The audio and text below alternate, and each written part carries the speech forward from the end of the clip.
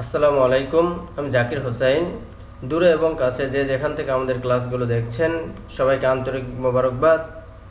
আমরা নুরানি তৃতীয় শ্রেণীর গণিত বইয়ের অনুশীলনী 4 আলোচনা করেছি গত ক্লাস পর্যন্ত এবং 5-এর 1 নম্বর আলোচনা করেছিলাম। আজকে অনুশীলনী 5-এর 2 নম্বর অর্থাৎ পাশাপাশি বিয়োগ করো এই অংশটুকু নিয়ে আমরা আলোচনা করব। আমরা আজকে দেখব কিভাবে খুব সহজেই নির্ভুলভাবে পাশাপাশি বিয়োগ করা যায়।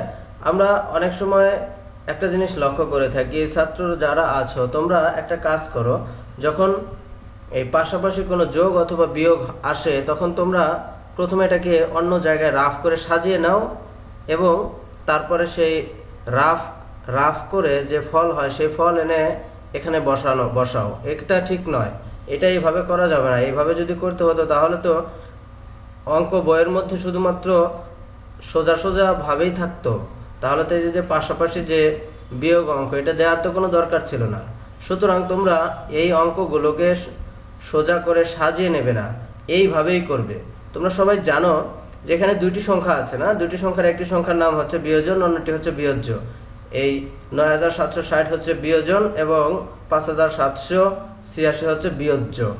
তো তোমরা একটা জিনিস সবসময় খেয়াল রাখবে, যোগের মতোই বিয়োজনের এককের অঙ্ক থেকে বিয়োজ্যের এককের অঙ্ক বিয়োগ হবে, দশকের অঙ্ক থেকে দশকের অঙ্ক বিয়োগ হবে, শতকের অঙ্ক থেকে শতকের অঙ্ক বিয়োগ হবে, হাজারের অঙ্ক থেকে হাজারের অঙ্ক বিয়োগ হবে।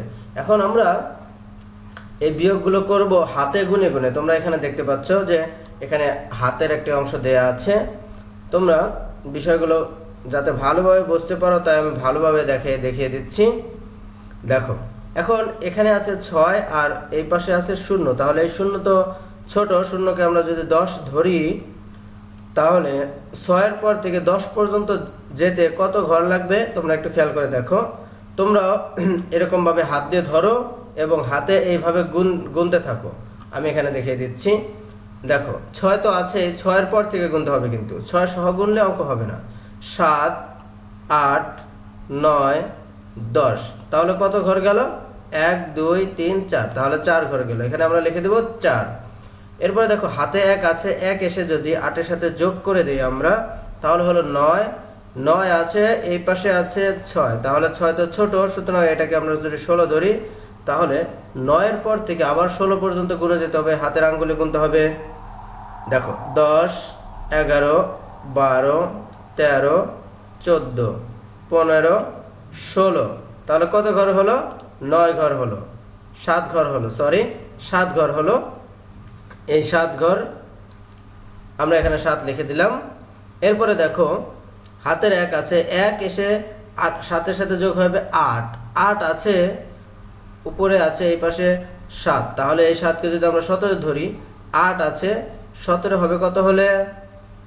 গুনে যাও এরপর থেকে। দেখো 9, 10, 11, 12, 13, 14, 15, 16, 17, তাহলে কত হলো?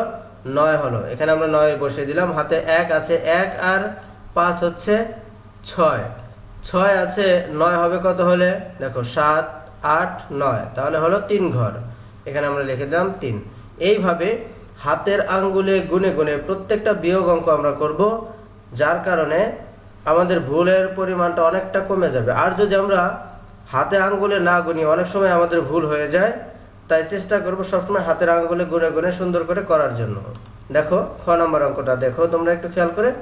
এখানে আছে 8, এখানে আছে 9, তাহলে 9 থেকে 8 বিয়োগ করতে হবে, আর 8-এর পরে 9 পর্যন্ত যেতে 1 হবে, তাহলে এখানে লিখে দিলাম 1। এখানে আছে 7 আর এখানে আছে 6, তাহলে এটাতে যেহেতু 6 ছোট, 6কে কত ধরবো? 16 ধরবো। এখন একটা জিনিস খেয়াল করে দেখো, 7-এর পর থেকে আমরা 16 পর্যন্ত গুনে যাই। দেখো 8, 9, 10, 11, 12, 13, 14, 15, 16, কত ঘর হয়ে গেল? 9 ঘর। তাহলে আমরা এখানে লিখে দেবো 9। হাতের 1 আছে, 9 আর 1 10, 10 আছে, উপরে আছে 7, তাহলে এটাকে আমরা ধরবো 17। 10-এর পর থেকে 17 গুনে যাও। 11, 12, 13, 14, 15, 16, 17, 7 ঘর। তাহলে আমরা এখানে লিখে দিলাম 7। হাতের 1 ছিল, 1 আর 6 হলো 7, 7 আছে 8 হবে 1 হলে। এই হচ্ছে আমাদের অঙ্ক দুইটা হয়ে গেল।